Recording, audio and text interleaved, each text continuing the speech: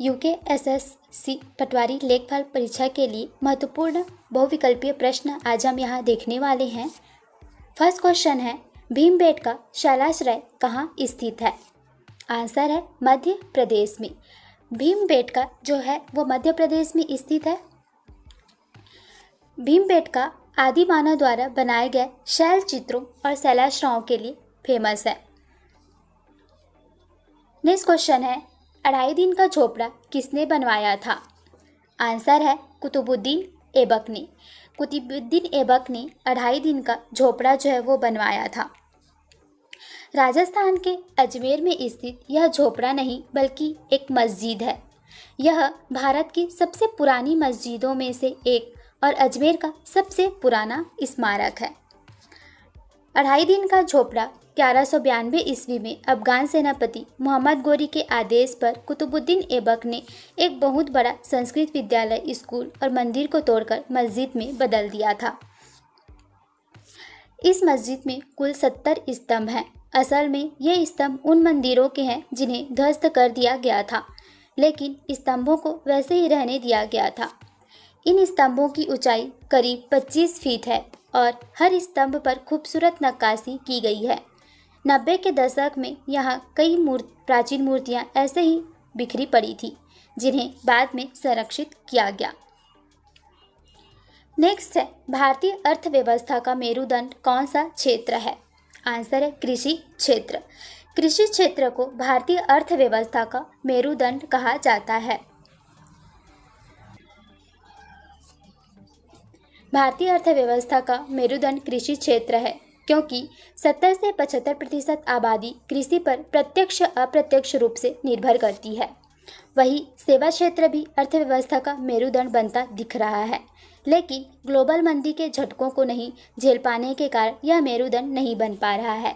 Lockdown के समय में भी कृषि क्षेत्र पर कोई प्रभाव नहीं पड़ा था, इसलिए आज भी कृषि क्षेत्र ही भारतीय अर्थव्यवस्था का मेरुदंड है।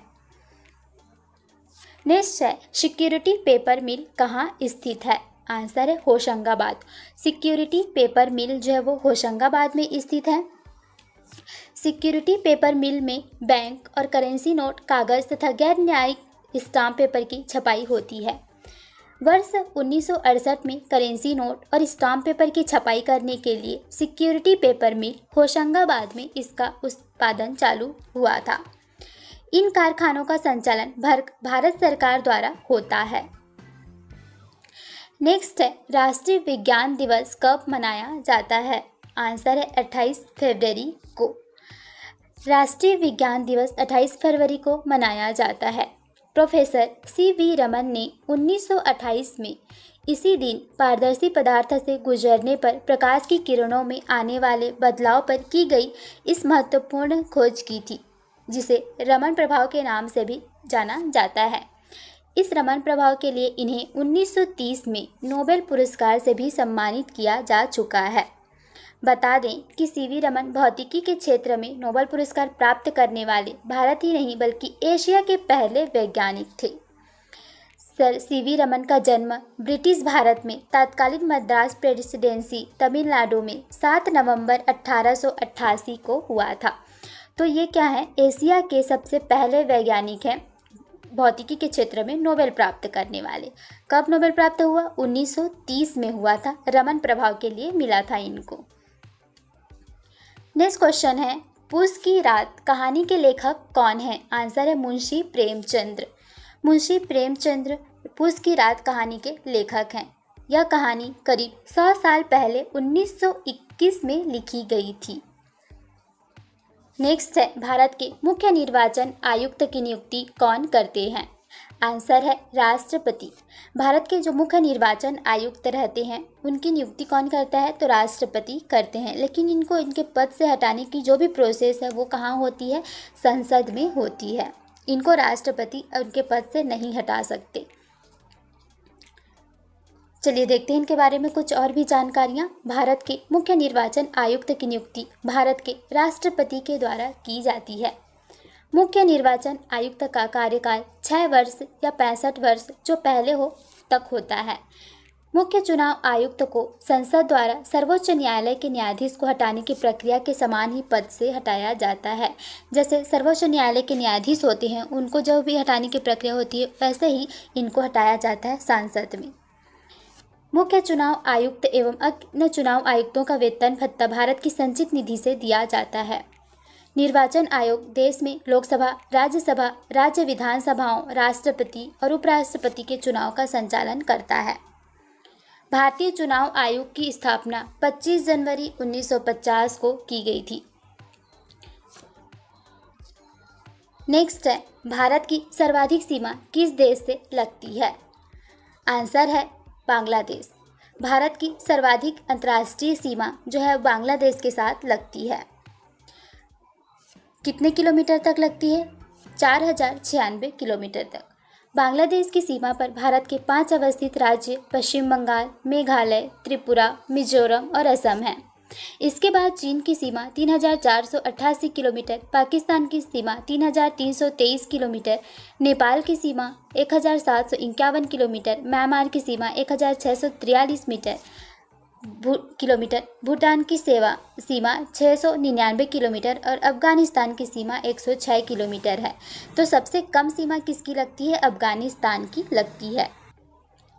स्थिति की दृष्टि से पश्चिम में पाकिस्तान और अफगानिस्तान, उत्तर में चीन, नेपाल और भूटान तथा पूर्व में म्यांमार और बांग्लादेश है।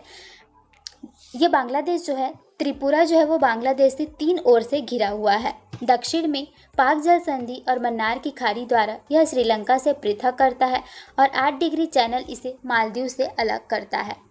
भारत अफगानिस्तान और पाकिस्तान अफगानिस्तान सीमा के बीच डुरंड रेखा, भारत और चीन की सीमा के बीच मैकमोहन रेखा, भारत पाकिस्तान के बीच रेड क्लिफ रेखा जो है वो निर्धारित की गई थी। कब निर्धारित की गई थी? 1947 के विभाजन के समय में। नेक्स्ट है, नीली क्रांति किससे संबंधित है? आंसर हो जाएगा मत्स्य उत्पादन। नीली क्रांति जो है वो मत्स्य उत्पादन से संबंधित है।